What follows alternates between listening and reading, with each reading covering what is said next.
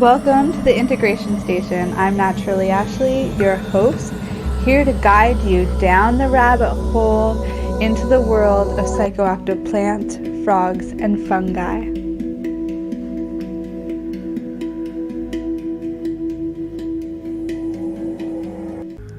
Hello, you beautiful souls. It's Ashley here, your personal Pace Radio host, Sundays at 11 a.m. I have two special guests to introduce you to on today's episode. First is SD, or Mr. D. He's one of our personal mycologists and the admin for the Elemental Growth Network. So you'll see him in there a lot if you're connected with the Elemental Growth community already. If not, let's connect and we'll get you in there. After the break, we'll introduce our second guest, Andrew from Cali. He lives in California and he's just launched a new business called NXEV, meaning envision, execute, evolve. This is his personal psychedelic philosophy. Both of these professionals have years of personal experience working with psychoactive fungi and inspired to share what they have learned with us here at PACE. So please enjoy the show. This will be one wild ride. Let's dive in. You're listening to the Pace Radio Network here at paceradio.net. The views expressed by the individuals during this broadcast are their own opinions, and they may not be the same as those of their group or other organizations they may be involved with. Hey, SD! Great to have you here. How's it going today? It's going wonderful. I'm so grateful to have you here. Honestly, you've been an asset in our group. I'm a little embarrassed. My lab behind me is such an intimate place that not a lot of people get to see. So, this is something new for me today. Oh, what a privilege. You do great work there. I know many of our group members already know you. They see you be so active in the group. I'm really, excited to share you with them in this way and, get a sneak peek at Absolutely. behind the scenes, too. For those of you that don't know me or haven't had a chance to interact with yet, my name is SD, or Mr. D. 46 years old. I'm a father of four. Got 2 kids and 2 stepkids, so that keeps me very busy. Lifelong depression patient. I don't like the term survivor, really, but I've had depression for most of my life. And about 6 years ago, I found mushrooms, and it really changed my life. And so now it's gone from something that helped me personally to a cool hobby that I really got into mycology and growing mushrooms, to something that's kind of become more of a profession for me. As of January this year, I've kind of gone full-time myco. Really focused more so on, growing mushrooms is great, and I put my all into growing mushrooms, the best quality, cutting-edge genetics that I can. But that's really just kind of the starting point, where I kind of envision myself and kind of see where the role I play, or the role that I've given myself to fulfill is really more of the therapeutic use of mushrooms, specifically with help with depression symptoms and addiction as well. I've been fortunate enough to be able to work with a number of addicts in the past, and I can't take any credit for any of that. It's really all the mushrooms. This magical medicine that just comes in and corrects people's lives and kind of shows them the perspective that they may have been lacking. And so that's who I am. That's what I do. Like I say, it's a pleasure to be here. It's a pleasure to work with all of you. It's a pleasure to interact with all of you. And I try to be as accessible and down to earth as possible. There's a lot of things I don't know, but there's a lot of things that I do know, as far as how to use fungus to improve your life. And so just working on what I do know and how I can help, that's who I am. So, hey, everybody, if you're new to the group, if you yourself are struggling with addiction or with depression or anxiety, PTSD, or if you know someone who is, reach out. It's not all about, hey, how many mushrooms do you want to buy for me right now today? It could be something as, hey, I'm having a hard time. I'm just not myself anymore. I feel like there's not a way forward. Or I don't know how I can get through the end of the day or the end of the week without X, Y, or Z substance. You know, whatever the case may be. I feel blessed and fortunate to have met you in the first place, actually, and to be a member of the group. That's what the group's for. So if you're in the group and you're kind of like, hey, what's going on here? Reach out. We're here to help. I like to think of myself as a helper. So if I can help with anything related to addiction, PTSD, depression, anxiety, or if you found that mushrooms have helped you on any level personally, and you'd like to know a little bit more about how to grow your own mushrooms and make your own medicine, I'm certainly a resource that you can lean on there. Whatever stage of the game you're at, mycology is not a.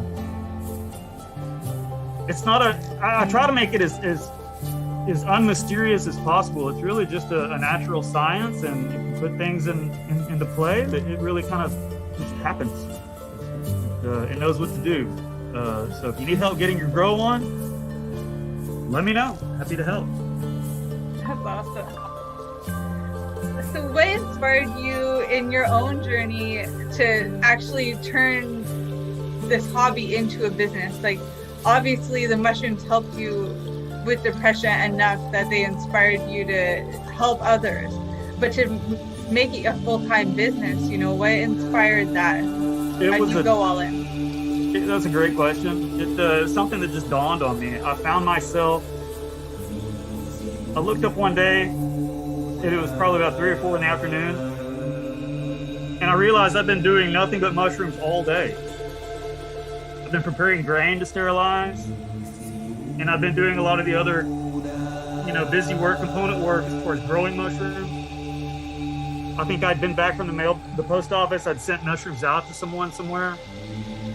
I had 2 or 3 people online that were just asking me questions about how to grow or how to dose themselves with mushrooms. That maybe they bought mushrooms for me and were like, hey, now what do I do? Do I just eat these or what, or when and how, where? And it dawned on me that, I'm spending most of my waking hours doing this. I had my job as a real estate agent previously, but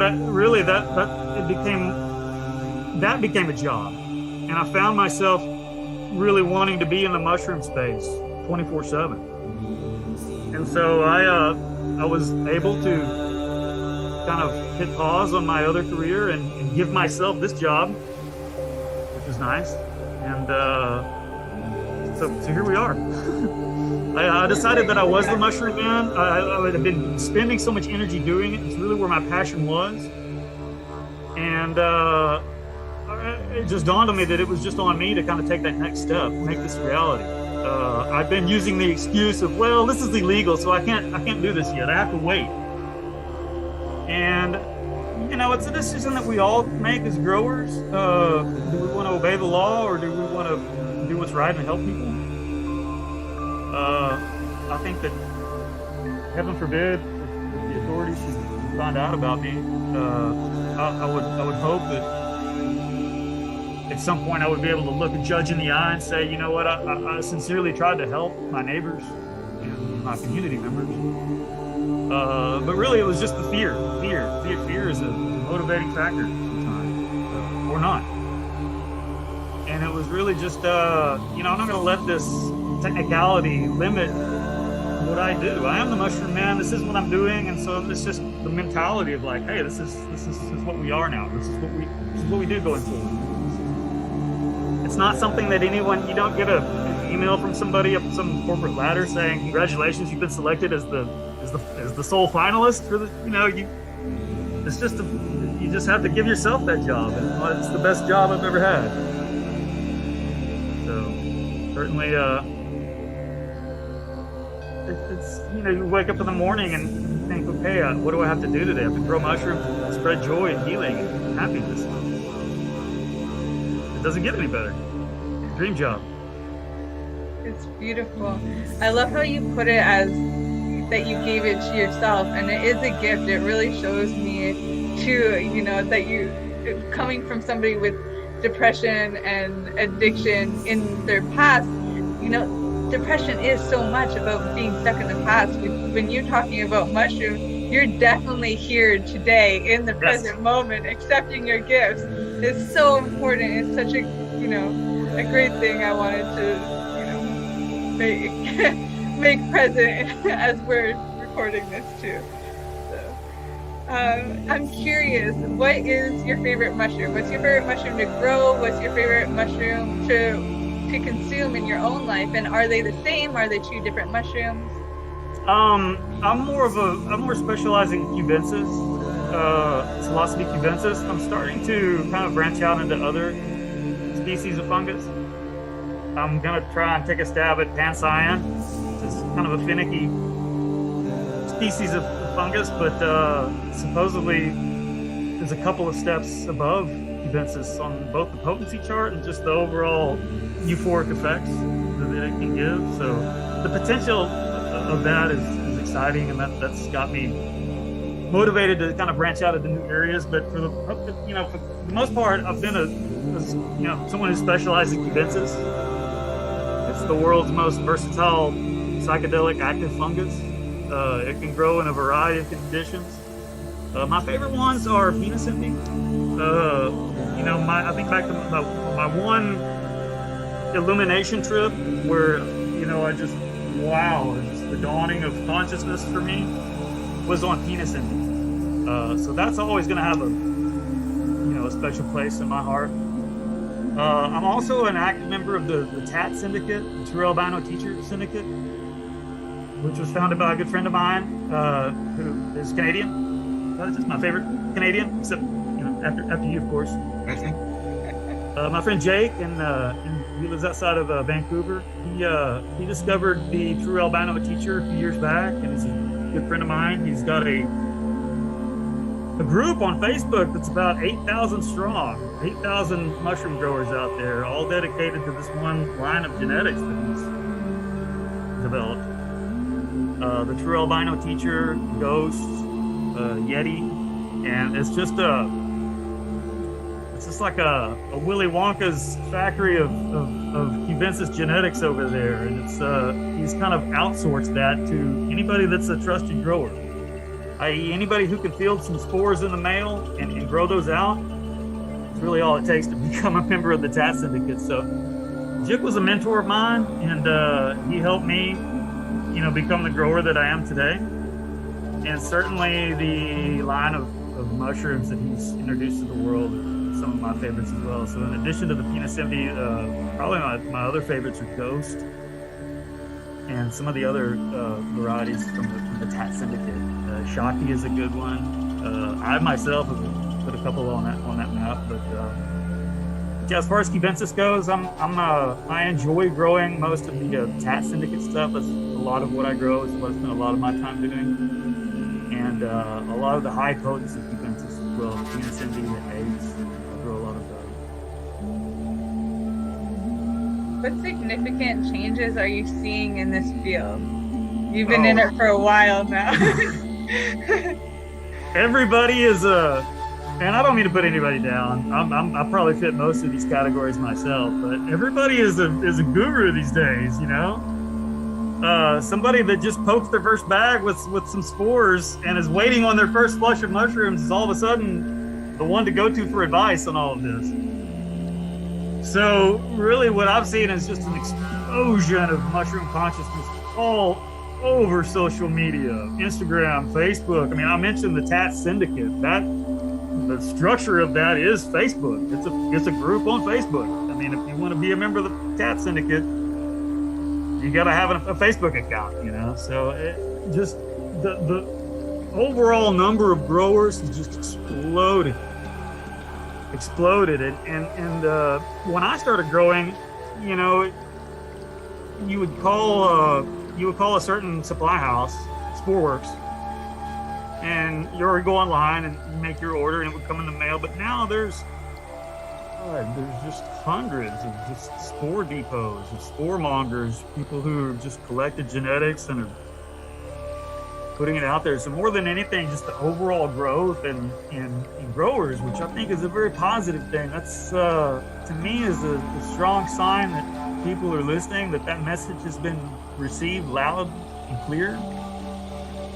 That you don't have to turn to what the pharmaceutical companies, offer as far as relief. You can kind of take that into your own hands and heal yourself simply and easily. So that's refreshing to see that in action. To see the average person on the street aware of mushrooms and in a lot of cases taking that risk of their own personal freedom. All of us do it. Inoculating those spores and getting their own going for the first time. Just the number of growers has just exploded. The number of I would say advanced mycologists or advanced growers who understand advanced techniques like serial dilution. Growers that have microscopes that are looking at hook connections on mycelial growth on petri dishes. The number of growers who understand how to cross and make hybrid varieties out of two separate varieties has gone up a lot. Mycologists like Alan Rockefeller, the guy who selflessly dedicated his life to mycology and teaching others like myself how to do it right from a scientific, bioscience standpoint. Serial dilution, there's a lot more growers out there that understand how to do that. And so you're seeing the results of that. When I started growing, the only hybrid out there was albino Peterson. That was like the first one. And now, good Lord, it's like cannabis. I can't keep up anymore. Yeah, I can't keep up at all. Trying to keep up, just focus on my own developments, my own isolations, and my own crosses, and just like I say, I don't need to be the most well-known mycologist. I measure my success in how many people I can reach, how many people I can heal. Where does as growers we end up with these big bags of dried mushrooms. What happens to those mushrooms? Where do those go? Who eats those mushrooms? And I think that a true healer cares about that. Cares about where his product is going and what means is it being used. Is it are dance kids using it at the nightclub at the EDM concerts, or is it that single mother who's so anxious and depressed that she just doesn't know how she can make it to the next day? I kind of focus myself on that second crowd, people who are just looking for solutions to live better lives. That's really what is my barometer for success. I don't need to have the most followers on Instagram. I don't need to be invited to the psilocybin cup. It's cool that we have one, but it's just popularity contest. I think as healers, all the lessons we need are just everything that we learned in kindergarten. Just be kind and treat others like you'd like to be treated. And I think most good healers are actually people who have found that path on their own. People who've come out of a lot of pain, myself included. And kind of know that path back to recovery and are willing to kind of lead a gingerbread crumb trail for others to follow, so to speak. That's who I am. Yeah, that's beautiful. And it resonates so much with me too. I took this path same as you.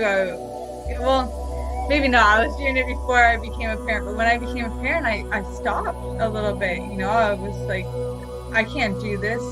It's illegal. And so I went for a whole bunch of other certificates so I wouldn't have to go back to the hospitality industry and risk my sobriety. And oh God, what a toxic environment to try and be a sober person. Lord, Get you into a restaurant? It's the worst. Yeah. So I went for all these other certificates and stuff, and I'm like, why is nobody talking about psychedelics? It was still all I wanted to. It really did consume me. It chose for me, and I think that's really a big part of it. When you're talking about other people healing, it really is.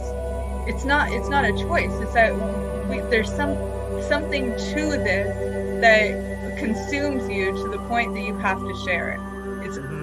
Yeah. Exactly. To me, it's like I saw one of the most earth-shattering, beautiful experiences that you can just beyond words.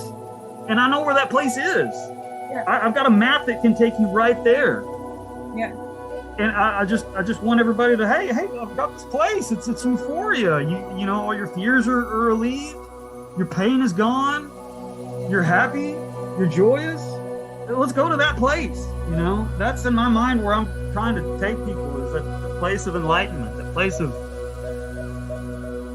where the pain finally disappears and you can kind of see why for the first time. That's where, you know, and that's enlightenment. It's an elevated plane of consciousness. And you realize that there's so many different planes of consciousness that we can enter into. That's life-changing. And then when you get it deeper into it and you realize, I don't really necessarily need mushrooms to get to that headspace. I can focus and breathe and concentrate, and I can reach that same level of consciousness.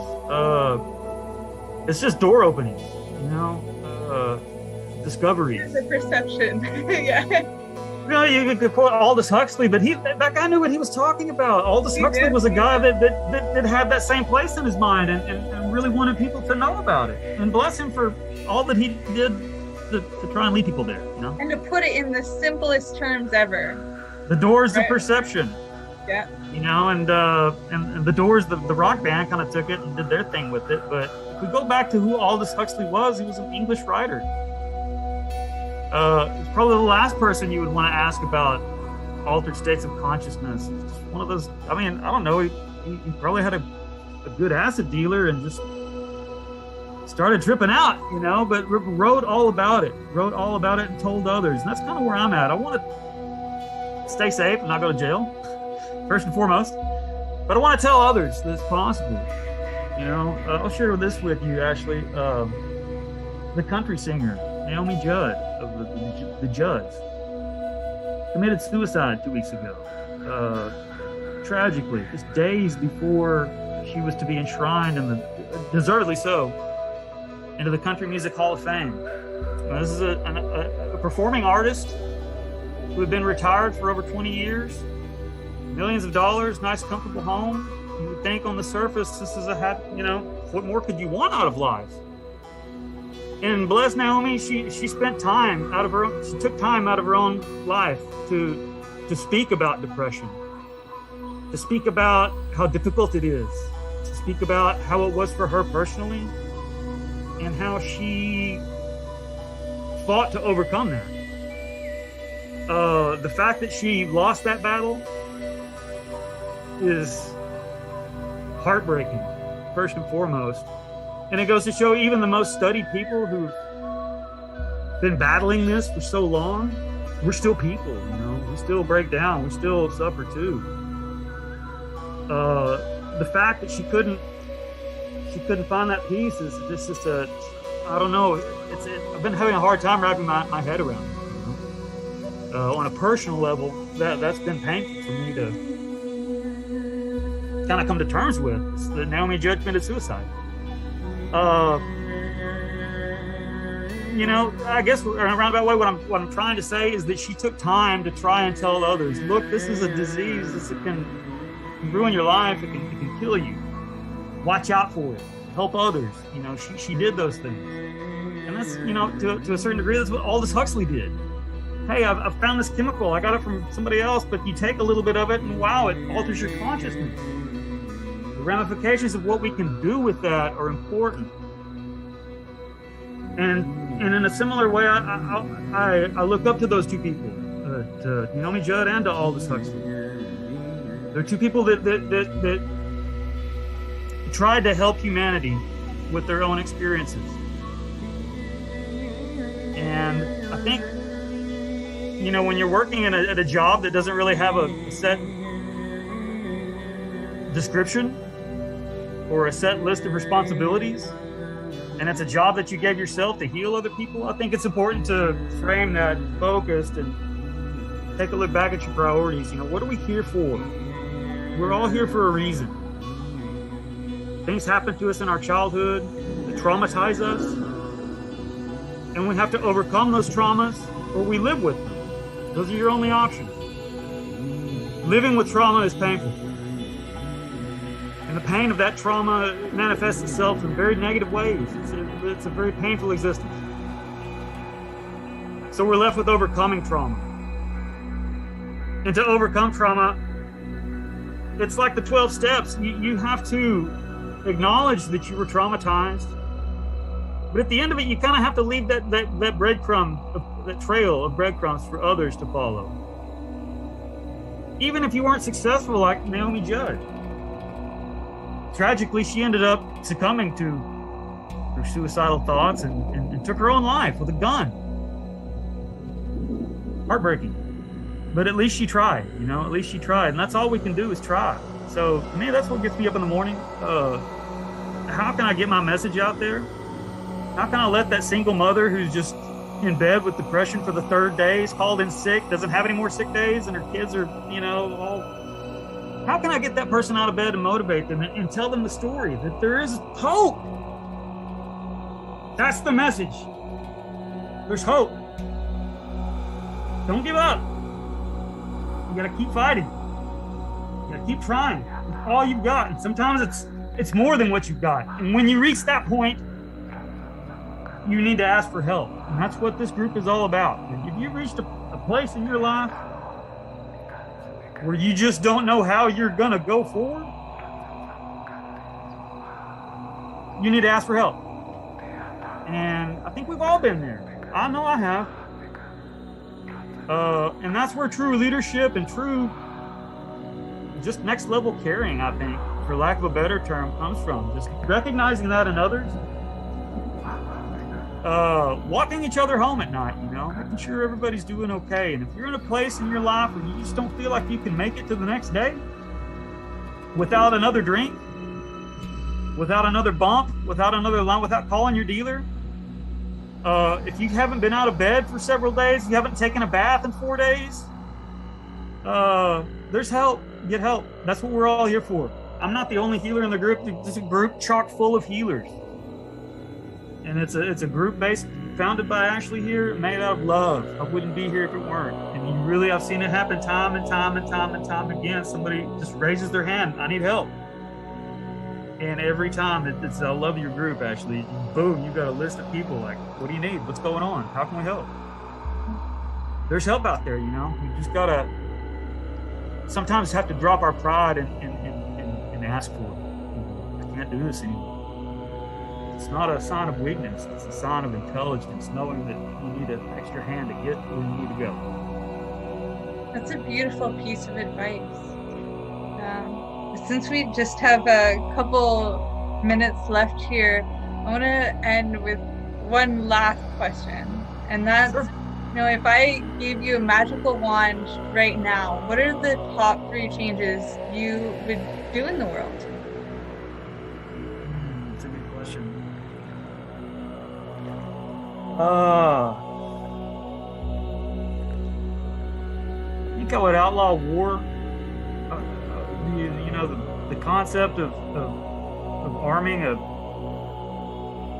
group of soldiers with weapons to go attack a neighboring country is just obscene. As an American, it's embarrassing and disgusting to see how many times our own government has done it around the world.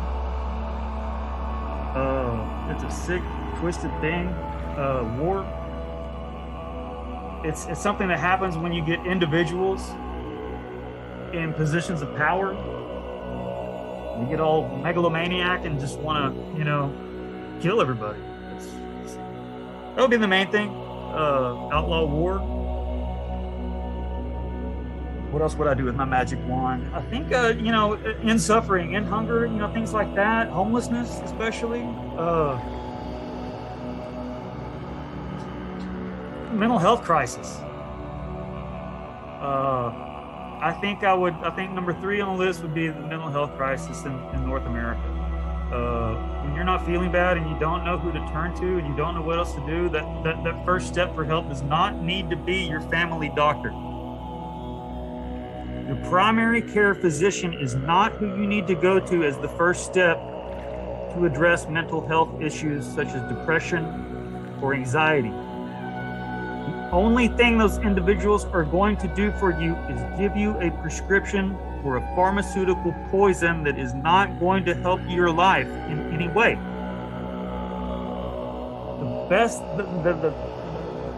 What we need to stop, what we need to do is work to educate our neighbors and friends that if you're having a mental health crisis, if you're having mental health trouble, it's not a pill that's going to fix that. Your body is a beautiful organic machine. Your mind and body is a fascinating thing. It needs things. We all need things. Remember from school that hierarchy of needs, that pyramid. You got your basic needs on the bottom here. You have a need for shelter and food, and up top, you've got love and self-realization. But at the end of the day, we still have needs. I think mental health in North America, I think, is really one of the main things I could change to answer your question. To get people to understand that it's a system. And if there's not balance in your system that is your body, i.e. exercise, nutrition, avoiding poisons like alcohol, if you're out of whack there, it's gonna, your body and your mind, they're very closely connected to your gut. And so if you're not in balance there, it's gonna cause things like depression and anxiety. It doesn't mean you need a prescription. Yeah, and sometimes those prescriptions come with side effects too. If you're already feeling unbalanced, then why do you want to add in something else with other serious side effects? When you could instead get to the root of the problem and eliminate that. Start there. To me, it's really what road you go down. Yeah. And if you want to go down that road, that trailhead starts at your primary care physician's office. You want to go down that road of bad side effects, poor mental health, spending a lot of money on crap poison that's just going to hurt you and it's not going to help you. That trailhead starts at your local family physician. God bless the family doctor. We need them. I'm not, nothing against them, but they don't belong in the mental health space. They're not trained for it. They don't have the tools necessary to deal with it. Yeah, their training comes from big pharma. It's not around. Exactly. It literally, yes, exactly. So if you want to go down that road, friends, neighbors, that trailhead starts at your family doctor's primary care physician's office. Do not go to them for help for mental health needs. Do not. You need to come to, it's the 21st century. You need, not to be all woke, but you need to find help. You need to find some healers. You need to find people who are versed in a psychedelic option. If you're currently speaking with a mental health professional and they're helping you, great. Kudos for you for going to that. That's wonderful. But if that individual seems totally ignorant and uninformed about psilocybin, about MDMA, about ketamine, then I think that's a true litmus test. You need to ask some hard questions if that's the right provider for you. Because I think in this day and age, with all the new information out there, if your counselor or mental health provider does not know about mushrooms as an option, is not willing to tell you, hey, nudge, nudge, wink, wink, you didn't hear this from me, but I know a guy and mushrooms might be the real best thing for you, then you have to ask yourself, do they really care about me as a human? Do they really care about me as a patient? Or is it something else? Yeah. Are they just, are they busy with their paying off their debt and there's only a little bit of amount of time with each client, so they got to keep them going so they can pay that debt down? Take this, call me in the morning. Next. Take this, call me in the morning. Next. It's all their it didn't work? Take two instead of one. Take another one. I love that. Take the add-on SSRI. When they start, that's when it goes from bad to worse at that point. When your provider says, okay, now we want you to take 2 SSRIs. They're just adding on to that point. It's just, oh God, I've seen that so many times. And when folks like you or I get to someone like that, they're all whacked out. It takes months to get off all that crap. By the time people get to me, sometimes they're on these things for decades. And mood stabilizer. What the hell is a mood stabilizer? What is that even? For me, it's called Kundalini Yoga. Yes. Yes. I think, and, you know, back to what I was, man, people don't know what they don't know. And I think the best thing that I can do, you know, why are we here? Why were we born? Why am I sitting here right now talking to you, Ashley? I think it's to help people, and if we're going to do that, then we need to start pointing them in the right direction. Yeah. So I'm glad. I've had a pleasure being in your group. I look forward to a lot more times in the group. I look forward to meeting everybody that's new to the group. Welcome. If I haven't had a chance to meet you. We are people advocating cannabis education here at paceradio.net. Who has huge buds? You do. If you shop at BMA Hydroponics, attend one of BMA's educational seminars and learn the secrets of growing, harvesting, processing, and consuming quality cannabis and cannabis products. Learn how to make better extracts, edibles, and medicinal creams at prices you can afford. Visit BMA Hydroponics at 404 Maitland Drive, Belleville, or call 613-967-9888. The only way to go.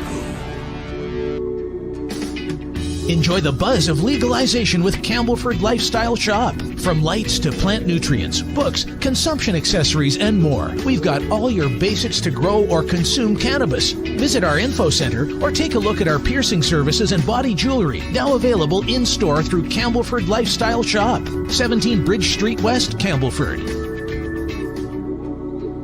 PACE Radio is the People Advocating Cannabis Education Radio Network. Did you know that the Pace Radio Network isn't just a radio network? That's right, because most, but not all of our programming is now done via video and is then podcasted at paceradio.net. So if you want to watch our programming, you'll find us on the Pace Radio Network's Facebook page, plus the show's own page, and you'll find us live on the network's YouTube channel. And don't forget, you can find it all, video and audio, at paceradio.net. At Legacy 420, we believe in being different. Experience the difference of quality control. Our labs provide tested formulations for all of our products. Experience the difference in trust. Our customers can trust that we are following up-to-date COVID precautions for their safety. Experience the difference in accessibility. We're open 7 days a week. Please visit our website, legacy420.com, or contact us for curbside pickup as well as nationwide mail order shipping. Legacy 420 values overall wellness. Come and experience the difference of Legacy 420. CP operates medicinal cannabis signing clinic. If you want to grow your own medicinal cannabis and are located anywhere in Canada, then I'd like to suggest that you give them a call. They can be reached at 1-613-967-9888. That's 1-613-967-9888, and grow on with CP. Catch the Reefer Reporters Mondays and Thursday mornings at 10 a.m. Eastern Time, live here on the Pace Radio Network. A doctor's job is to relieve your pains, and when it comes to growing cannabis, the biggest pain is trimming. Let Dr. Buck Cannabis Trimming Solutions take the pain away. Whether you're a home grower or commercial operation, we have the cure. From 4 plants to 400 plants, garden size doesn't matter. Dr. Buck Cannabis Trimming Solutions comes to you with years of experience and professional discreet service. It's simple. We trim your weed, and we do a damn good job. Visit drbuckcts.com to book your trimming. You're listening to the Pace Radio Network here at paceradio.net. Hey everyone, hello you beautiful souls. Welcome back to the Integration Station podcast. I've got a special guest here, Andrew, and yeah, I'm just really excited. We've had him on before for another collaboration, and at that point in time, he was mainly known for being the microdose guru. Now he's here to share even more about psychedelics, alchemy, spirituality, and I'm really excited to just pass it over here and start getting into some of these fun topics. So Andrew, if you want to give yourself an intro, let everyone know what you're up to now and how you're helping people. Yeah, thanks for having me on, Ashley. So now I'm known on the interwebs as Invexive, which is short for Envision, Execute, Evolve, and that's just kind of like my mantra for everything that I do, and what I feel like is just a really simple kind of outline of the process that we're we're all undergoing. We're all trying to become our highest self, and that's really what I'm all about, is just doing that myself and helping others do that as well. So that's what my coaching is focused on, is just helping people get a clear vision of the life that they want to build, and then helping them figure out the steps to get there. Yeah, that's so important. I'm curious, what inspired you to take on this kind of challenge, to share it with the world? What's your story behind it? For me, it's really just the one thing that actually brings meaning and purpose into my life. Being on this spiritual journey myself, as I'm sure most people know who are on this path, it can get dark and challenging and depressing, and you can feel really isolated and go through a lot of those challenging times, which you'll hear is the dark night of the soul, or those really difficult aspects of the spiritual journey. And finding something to really bring purpose to it and bring meaning into my life helps me stay positive and gives me direction. So I've found a lot of things that work for me and ways to help me on that path. And I really just love sharing that with other people now and helping them through those hard times so they can find purpose in it as well. Yeah, the paying it forward, creating a ripple effect. That kind of stuff really works. I'm curious, what is your favorite tool to be using right now? Right now, actually, I've been using this really awesome technology, and I'm also affiliated with the company as well, called In Harmony Interactive. And they make these meditation cushions and beds that have vibroacoustic technology within them. So it's super cool. You can connect your phone to these things with Bluetooth, and they have an app that you can basically play all these different frequencies through the cushion while you're meditating. And it's like a totally immersive vibrational meditation experience. That's cool. Yeah, so it vibrates with the sound waves. Yeah, so they'll have different tracks that play at different frequencies. You can use more than just their app as well. Like you can just play different guided meditations from YouTube on there. But anything that has like a bass vibrational frequency, like vibrates through the chair. Like I'll even listen to music through there sometimes, because it's just like a really cool sensory experience, feeling the music as well as listening to it. What are some of your go-to songs or vibrations? For songs, I think some of my favorites are the Daft Punk album, Random Access Memories. It's like really like outer space, gives like a lot of outer space feels, and like, I don't know, it just kind of takes you on a journey. It feels like you're on like a alien spaceship going through the universe. What have been like some of your funniest experiences in that realm, like going into the cosmic space and even in meditative or working with different psychedelic medicine? Have you had any like funny cosmic experiences? I mean, I don't know about like funny really, but like just it's always just like a different like almost unbelievable type of feeling. Like you never like can imagine that this is possible, and then like once you're there, it's just like it feels almost so like natural and normal, like that's where you're like meant to be.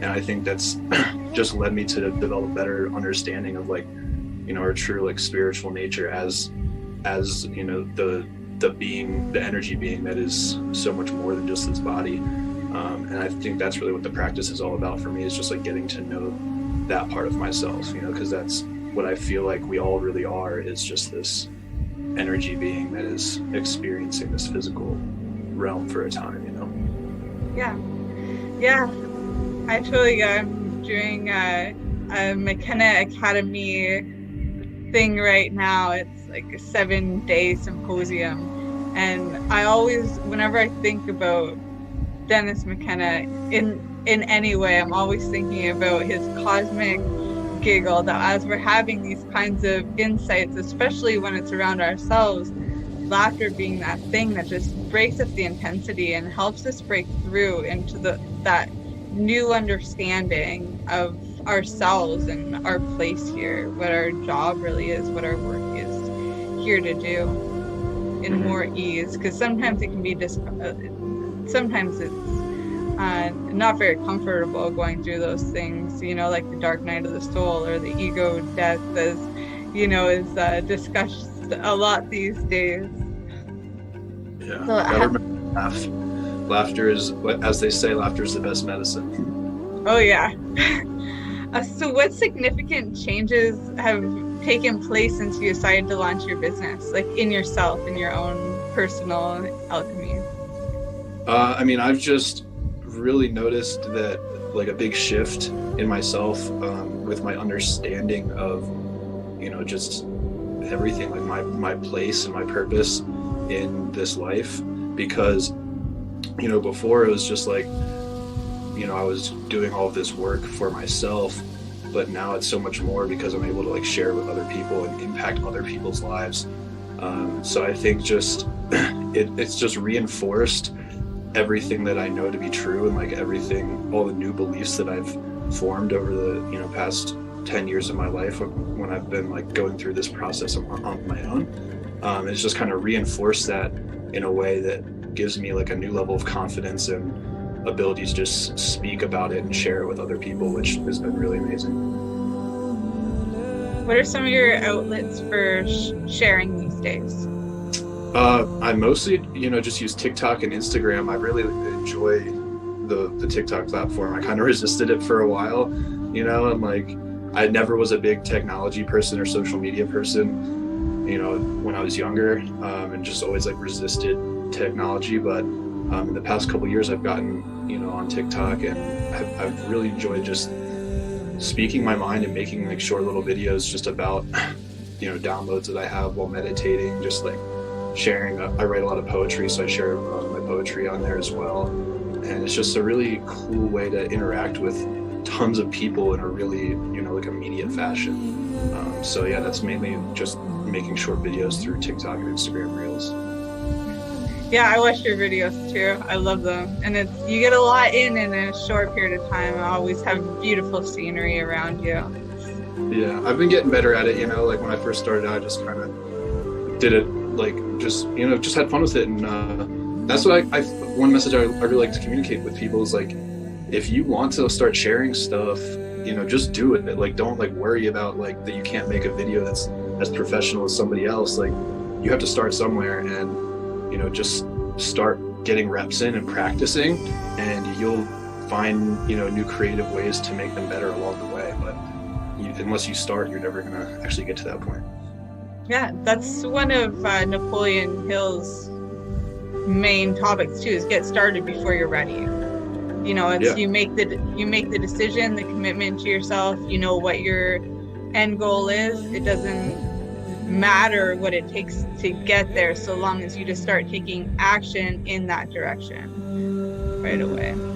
And you know, if you put out content that's not that great, like, the internet has such a short memory, people aren't gonna remember the like not so great content, but they will remember the really great content that you put out. And that's, you know, all that really matters is like, if at first, you know, you put out a few videos that aren't that great, just keep at it. And when you have one that really connects with a lot of people, you know, that's what you're really going for, is you know, sharing a message that's important, that's going to help someone who needs to hear it. Yeah, absolutely. It's about who is there to listen, because there is somebody who wants to hear it. It's not always, you know, sometimes, especially in this realm when we're coaches, it's like we want to help our family and all of our friends, and sometimes it's not them that it's for. They're not always the most supportive, but once we get out there, you know, we realize, oh wait, there is somebody out there that wants it. And maybe it's just the one person the first time, but our most loyal followers that come in over time, they're there to support us in the growing process.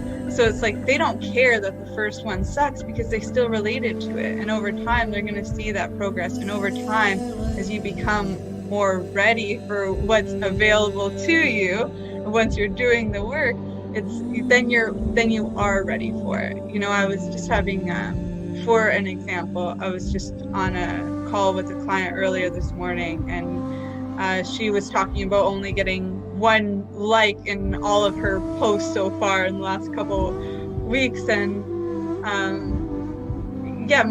my comment to her is, once you're ready, there's gonna be all the others, so you just focus on the one for now, and what is it that they're doing, and practice your communication. I had so much social anxiety, like I could talk to anybody. It was like I was the type of person that goes and plays with the dog, especially after my sobriety. Like I had liquid courage when I would drink back in the day, but once I got sober, it was like just me and the dog. Yeah, totally. I mean, that's why it's important just to get those reps in and just practice, because once you kind of do it, it just becomes automatic, and I think a lot of people get discouraged and like try it for, a week or two, and then they're like, well, no one's liking my videos or no one's watching my stuff, so I'm just going to stop. But you can't have that attitude. Like, you just have to keep doing it. And like you said, when you're ready, like it's all about being able to attract, what you need as well, so when you're ready, when you're putting out that right vibration, like you're going to attract back what you need and what you're ready for in that moment. I'm curious, we've talked a bit about business here. What do you do in your free time? I've been getting really into running lately. Actually, I signed up for a half marathon in a month, so I've just been like doing a lot of trail running and trying to get myself trained up so I can actually run this whole thing, and just getting really into like fitness and stuff lately, because I've recently been forced into sobriety through a series of circumstances in my life where I'm being drug tested at the moment, so that's kind of different for me as well, and it's just kind of led me to experiment with new and different activities. So I've been like lifting weights a lot, hiking, trail running, and that's stuff that I've always done before, but I guess for a couple years I just kind of got away from that stuff, and it's been good to get back into like really good physical shape. It just feels really good. Yeah, sometimes life throws us exactly what we need when we need it. It seems to always do that, I think. It's just if you're paying attention, and how it's all your perspective and your perception of it. You can get mad and like upset about a difficult situation, or you can look at it as an opportunity or find the lesson in it. Yeah, my mentor, Dr. Dan, he always says life's happening for you, not to you. Whenever you get in that victim mindset, it's important, just take responsibility and go with it. So when it comes to running and all that, there's such thing as a runner's high. And I was just doing a DMT documentary, and Wim Hof was in it talking about, the DMT being released in the lungs, and, I doing some Kundalini dance training, and that's all about opening up your third eye and getting the DMT released through there, and again through the breath work. And so I'm curious, are you able to get to these states from your past experience working with medicines? Are you working on it? Is that one of the goals? that is one of the goals. Like I wouldn't say that I've gotten really good at reliably like accessing it at this point, but it's something that I've been practicing a lot. And I think that really is like kind of where I'm at right now. I love psychedelics. They've helped me so much in my life, but now I'm at the point where I want to be able to, access that realm that psychedelics shows us without needing any chemical assistance. Not that it's bad, if that's something that you're in a place in your life where you need that experience, you need that, that message from the medicine, you need that experience, then do it. But right now for me, it's like I'm having more more fun, like getting really into deep meditation and doing breath work and like intense exercise and stuff like that, and trying to access those realms without any assistance. And I think that ultimately that's like the mission we're all on, is being able to connect with source, just instantaneously, like being able to have that clear connection without like removing all the limitations that stand in the way of being able to communicate with the infinite at any moment. Yeah, I love that. And Wim Hof, one of the things I loved about him bringing that up, he's like, I was broke, I couldn't go pay for the substances, so I had to learn how to tap into it. And now he's doing all of these amazing studies through science and using his own body to show that, yeah, this is proven. And they've had amazing breakthroughs doing, a lot of it wasn't funded. They had to, prove their work before it was getting to that point, but it is picking up this science into DMT. And like what Terence McKenna used to say, we're all holding anyway. What's the point of having it, be illegal when we're all using it? And we tap into this, runner's high when we're doing like crazy amounts of breath work.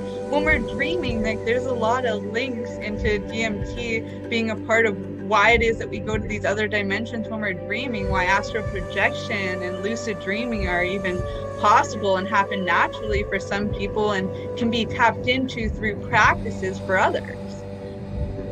Yeah, I was reading this book called Tibetan Dream Yoga, and it's super cool. It's written by this Tibetan Buddhist monk about they actually have like a practice of dream yoga where it's essentially lucid dreaming, but doing it in a very specific way. And there's all these breathing techniques and methods that you do to help yourself access that state. And then you're able to interact with like teachers and, different entities in the dream realm and bring that knowledge back into this realm. It sounds like, what was it, Doctor Strange in the Marvel movie, Yeah. and they're going through the time dimensions. And yeah, I've definitely accessed those states through Kundalini Yoga. Like I could never meditate in my drinking days. I was too anxious, as I said, and there was other chemicals involved there that just hindered me from reaching those other parts of myself. And a lot of it too, I think I was I had a really strong connection since early childhood with the dream mind. So I think I was trying to drown that out, like the nightmares and things like that, my connection to it. And when I got sober, I finally reached meditation through Kundalini Yoga because of the fast action movement, the repetitive movement, the breath work and everything. And even reached it through running, I think, because once I had the experience once, it was like, it's easier to reach it, but still having full control to be able to bring things back, to even learn that communication. And the communication is different from working with plants like mushrooms. Like that's a different language too, and DMT a different language, and creating DMT yourself. And it's the same kind of dimension, I guess, but the language is still different. Because the way of getting there is a little different. Dennis McKenna said something on that too about DMT and psilocybin being from leading to the same dimension, but it's different ways of getting there, and you're meeting, different entities at the same time too. So it's, there's a lot to explore here. Right. I mean, it's like we're never ever going to be able to fully wrap our heads around this. It's like you can spend a lifetime just trying to understand this stuff, and that's why it's really so fun, I think, because it's never like we're going to reach a point where it's like, all right, like I've got it all figured out, like I'm a master of every corner of this reality. It's just there's always going to be something new. And I think that's really like the core of like the mystery of life, and like why we're all here is like just constant exploration and like constant change. Change is the only thing we can depend on. And I do want to touch on like how you said you kind of wanted to drown it out, and I really resonate with that, because I think especially if you have that kind of connection at a young age, or you like go through your spiritual awakening at a young age, like it can be a kind of overwhelming and like be like too much all at once. And I think I made a TikTok about this, about how that's what I feel like how a lot of people get into addiction is because your body doesn't want to like leave its comfort zone. you know? So it's trying to find a way to like keep your vibration in a lower state that it's comfortable with, that it's familiar with.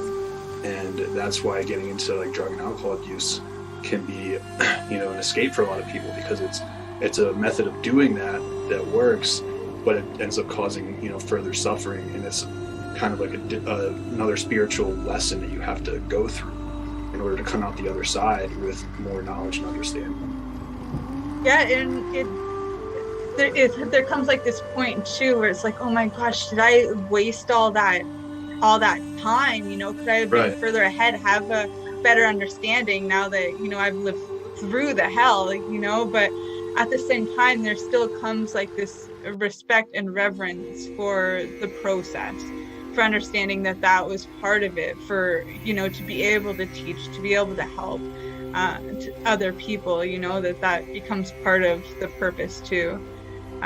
You know, you can't help anybody else unless you can actually relate and you've been there. And, you know, this is, you know, one thing that I think you and I both have in common is working through the hell to find the heaven, and finally be able to navigate it enough that we can hold the gates open for other people to get out. I mean, we're not going back and grabbing people, throwing them out, unfortunately, as much as I'd like to sometimes. But we can hold the door open and just say, like, this way, you know, be the light. Yeah, that's all it is. And, you know, that's one reason I've been really getting into, like, the study of alchemy and, like, the principles, universal laws and stuff like that, because it just really, like, explains that process, you know, like the law of rhythm, like, explains that we're always going, like, back and forth between, like, that heaven and hell, between that darkness and that light. But the better you understand that, the more control you have over the process. You know, when you're going into a dark time, you have the ability to transmute that into something positive, rather than getting, like, totally, like, destroyed by it and letting, you know, whatever the events are that are happening really run it. You are in control, and you understand how you influence you know, the outcomes more so. Yeah, the Toltec path to freedom, taking 100% responsibility. Yeah, exactly. Because I think, you know, at the end of the day, really any experience that we have, anything we go through, is because we asked for it. You know, we made that decision to put ourselves in that place. So you can't be looking for an external source to blame for anything that happens to you. You know, you always have to examine it and figure out how you got there and how you put yourself in that place. And so you don't have to stay there. Right, because once you can do that, then that's, you're learning the lesson and you're seeing the next step, you know. And that's why so many people who you'll see, you know, like especially like in our families and friends who really want to help, we see them stuck in these situations for years, sometimes for lifetimes, and we want to help them, but we can't, because it's their decision. And if they want to continue to play the same cycle over and over again, you know, we can't stop them from doing it. It's just, that's just the trip that they're on, and they're gonna have to finish it out, you know? Yeah, there's a really awesome poem. It's called The Autobiography in 5 Chapters. I'm not sure if you've ever checked that out, but it's really, I can't remember the person's name, but just check it out. As soon as you Google it, it'll pop up. It's literally a 1-pager. And it's called Autobiography in 5 Chapters, but each chapter is just a line. And it literally runs through life. For anybody else watching this call, I'm probably going to butcher it, but essentially it's chapter 1. You walk out the door, you fall in a hole. What happened? Like, how do you get here? How do you get out? And it's like all these questions. You finally, after a long period of time, get yourself out. The second day you fall in the hole, oh man, I forgot, I fell in the hole again. Like, what happened? It's okay, because I can get my way out. It still takes a while, but fine. The third time you fall in the hole, oh man, like, why am I here again? Why me? Life sucks, what's wrong with me? And then, but you mumble and grumble, but you get yourself out. Chapter 4, you go around the hole. Chapter 5, you walk down another street. Right. I think I have like maybe seen like a TikTok of someone like reading that or something, because it sounds really familiar. And the context that I heard it in was relating it to like habits and changing bad habits, because it's the same, you know, analogy there. It's like if you pick up a bad habit, you know, every time you do it, you kind of get a little bit better. Like something like quitting drinking or something. Like maybe you try 3, 4, 5 times, but every time you get a little bit better at it. You pick up something else. You pick up a little more knowledge. You pick up some more skills that are going to help you, you know, actually finally overcome it at the end of the day. Yeah, and just enjoy the process while you're doing it. You don't have to beat yourself up for those moments if you're able to find a lesson in it and then learn how to love yourself still. You know, it doesn't. Yeah, it's okay to fall in the hole as long as you're learning and remember your way out. Yeah, I think a lot of people have trouble with that, where they're just like, you know, once they fall in the hole, they're just like, well, I'm here now, I might as well just like stay, you know, like if someone falls off the wagon or something, it's like, well, you know, I had a drink, so I might as well just keep doing it, like I already failed, you know. But it's like, it's okay if you mess up, just get back to what you were doing the next day, you know, like just don't allow it to get you down into like that negative spiral of events, because once you do that, you know, you're gonna have to come a lot further back to get back to where you were. Right. So we just have a couple minutes left here. I got one last question for you if you're ready. For sure. All right. So if I give you a magic wand that could grant you 3 wishes, what 3 changes would you make in the world? Oh my goodness, this is a hard one for sure. It's like, what would I change? Oh man. Well, I would probably just legalize all illegal substances, because I think that would solve a lot of problems. Because I think a lot of the issues we have in our world today are because of laws that don't make sense, and like law books about this big, and all we need is like this. Right. Just make the one law: do no harm. That's the only law that needs golden rule. Yeah. So do no harm is the only law. You know, I would probably do away with like money as we know it, you know, and just create a system of being able to create value within small communities, you know, and just give people a chance to flourish and really live meaningful lives in touch with nature. Is that already 3, or do I have one more? You got one more. Let's see. I would make all the world leaders understand love. I love it. The third one's always the deepest. Yeah, that would definitely solve all our problems. Yeah. People were operating from a place of love instead of greed and, you know, control and power and, you know, whatever place they're in. I don't know. I can't pretend to know or understand it, but it just doesn't seem like a good place to be. I love that you wish better for them. We just had someone in the group freaking out yesterday just about, you know, none of it's fair. And, you know, everybody has like their breaking point. It was just like, you know, finally the anger comes down. It's healthy to get it out too. But, you know, I love hearing that you're in the place. I know it's going to be inspirational to a lot of people that it's just come back to love. Yeah, and you know, we can't see ourselves as separate from anyone. You know, I wrote a little note in my phone the other day for an idea to make a video, and the idea was there is no them. You know, it's always the us and them mentality, but there is no them. It's we're all one.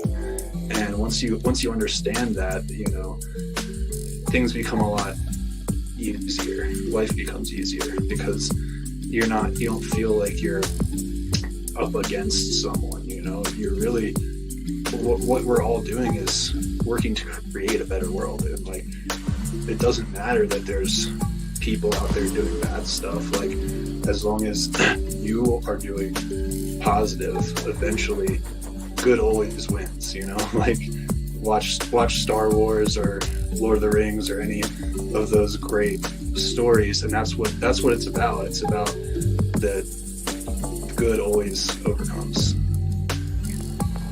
I'm just thinking of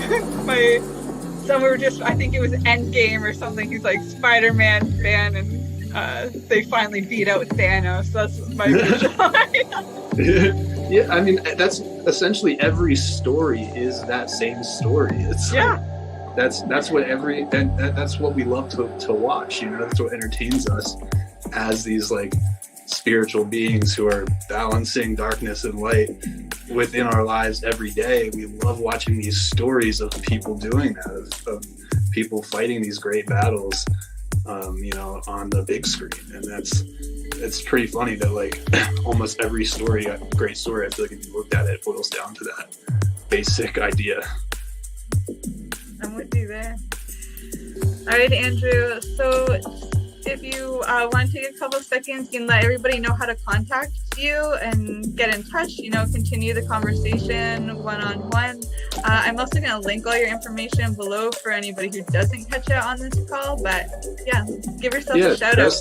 Best place to reach me is through Instagram DMs. So that's at Invexive, so ENVEX.